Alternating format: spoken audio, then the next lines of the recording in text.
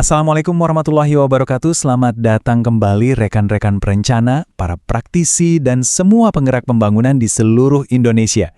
Pernah nggak sih kita berhenti sejenak dan bertanya, rencana besar yang sudah kita susun rapi di atas meja itu beneran jalan nggak di lapangan? Nah, hari ini kita akan bedah tuntas kompas kita dalam membangun, yaitu indikator penataan ruang. Ini adalah alat ukur kita, rapor dari kerja keras kita semua. Oke, ini dia agenda kita hari ini. Pertama, kita lihat dulu potret kondisi ruang kita yang jujur saja cukup darurat. Lalu, kita coba introspeksi, kenapa sih banyak rencana kita yang bagus itu seolah gagal di tengah jalan?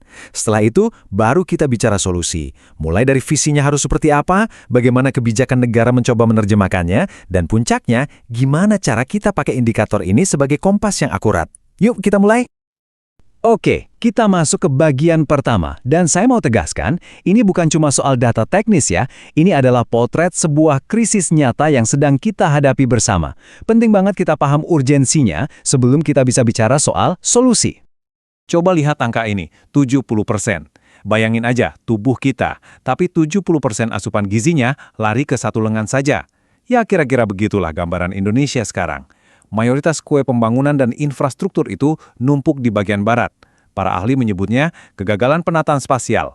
Ini bukan lagi soal angka, tapi ini soal keadilan dan kesempatan buat saudara-saudara kita di wilayah timur. Sekarang, kita beralih ke benteng pertahanan alami kita. Faktanya, hutan mangrove kita sekarang tersisa kurang dari 50%. Ini ibaratnya kita punya rumah di pinggir pantai, tapi separuh tembok penahan ombaknya sudah hancur. Ini alarm yang sangat kencang, terutama buat jutaan saudara kita yang tinggal di kota-kota pesisir. Mereka jadi jauh lebih rentan.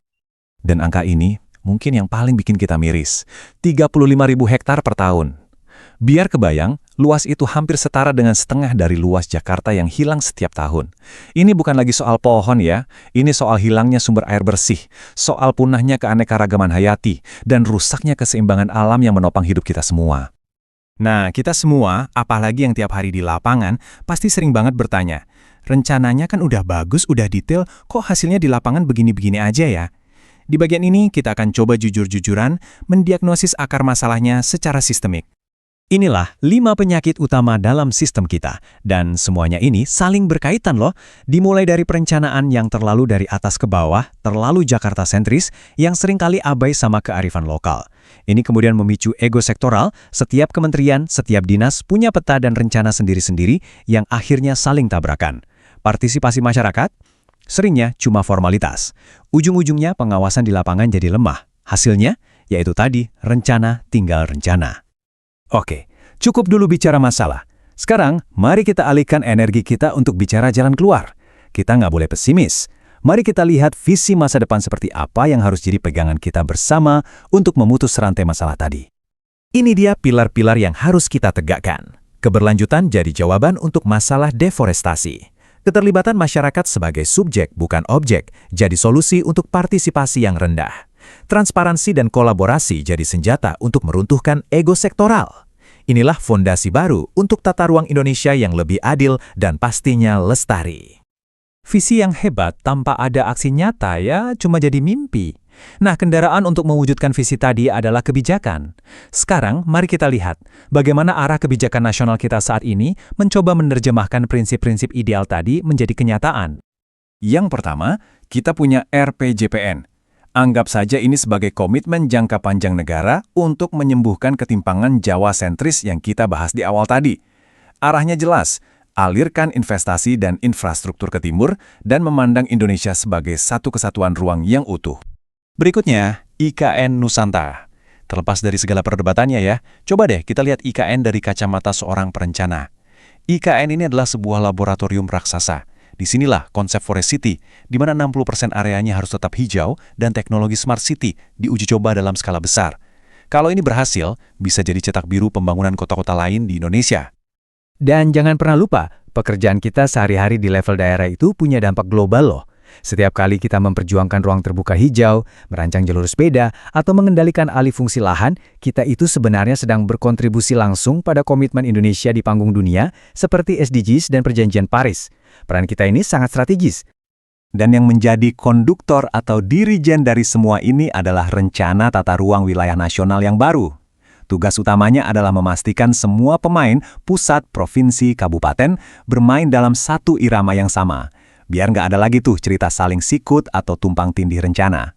Ini alat kendali utama kita.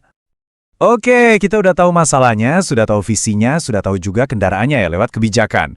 Pertanyaan terbesarnya sekarang, gimana kita tahu kalau kita sudah di jalur yang benar? Nah, disinilah peran indikator. Anggap saja ini sebagai dashboard atau kompas kita dalam perjalanan pembangunan. Tabel ini adalah jembatan penghubungnya. Coba kita ambil satu contoh biar gampang ya. Lihat baris kedua. Di kolom paling kanan ada implementasi di lapangan, misalnya rehabilitasi RTH di Jabodetabek. Kenapa itu dilakukan? Untuk mencapai tujuan kebijakan di tengah, yaitu menurunkan polusi. Terus gimana kita ngukurnya? Nah, kita pakai indikator di kiri, persentase ruang terbuka hijau. Simpel kan? Ini cara kita menyambungkan kerja teknis kita dengan tujuan besar nasional. Nah, yang saya suka dari matriks ini adalah kejujurannya. Ini seperti cermin yang menunjukkan di mana posisi kita sekarang. Kita lihat, target RTH 30%, tapi capaian kita rata-rata baru 12-15%. Tapi ingat, ini bukan rapot merah untuk kita saling menyalahkan ya. Justru, anggap ini sebagai GPS yang nunjukin rute mana yang harus kita perbaiki. Kolom rekomendasi itulah agenda aksi kita bersama ke depan.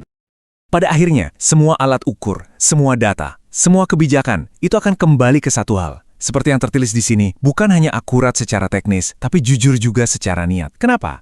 Karena profesi kita sebagai perencana, pada hakikatnya adalah sebuah amanah, sebuah kepercayaan besar untuk merancang masa depan yang lebih baik. Jadi, pertanyaan refleksi untuk kita semua malam ini, sudahkah kerja kita hari ini benar-benar mencerminkan amanah tersebut? Terima kasih. Wassalamualaikum warahmatullahi wabarakatuh.